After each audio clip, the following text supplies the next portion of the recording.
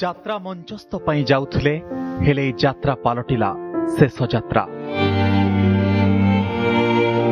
ଗନ୍ତବ୍ୟସ୍ଥଳରେ ପହଞ୍ଚିବା ପୂର୍ବରୁ ଚାଲିଗଲା 6 ଜୀବନ।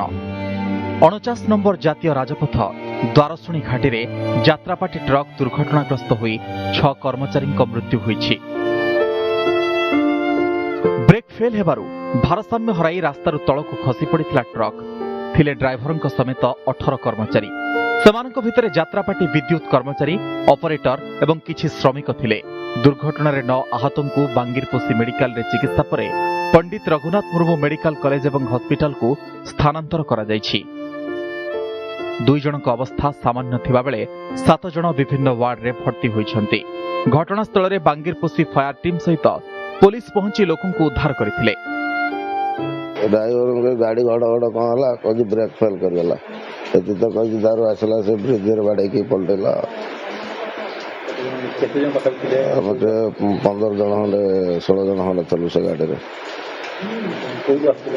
आसलु रायरंगपुर जाऊल जलेश्वर 6 जन डेट बांग्रीपोषी पाखे जो बस दुर्घटना है जो हॉस्पिटल को आसछन्ती 9 जन से 2 जन को अवस्था संपूर्ण ठीक अच्छी से यथाशीघ्र से डिस्चार्ज घर को जापर आम जो रही 7 जन रही 7 जन रु 5 जन जाऊँ सर्जरी वार्ड को एडमिट शिफ्ट कर 2 जन ऑर्थोपेडिक्स वार्ड को से सब चिकित्सा सरला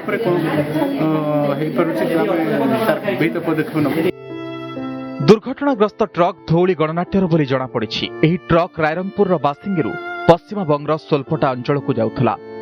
ଠିକ୍ ସମୟରେ ପହଞ୍ଚିଥିଲେ ଯାତ୍ରା ପାଇଁ ଷ୍ଟେଜ୍ ପ୍ରସ୍ତୁତ କରିଥାନ୍ତେ, ହେଲେ ସବୁକିଛି ଅଧାରେ ରହିଗଲା। ସେପଟେ ଘଟଣାସ୍ଥଳରୁ ଡ୍ରାଇଭର ଫେରାର ହୋଇଯାଇଛି। ଦୁର୍ଘଟଣା କେମିତି ଘଟିଲା ଏହାର ତଦନ୍ତ କରୁଛି ବାଙ୍ଗିରପୋଷି ପୋଲିସ।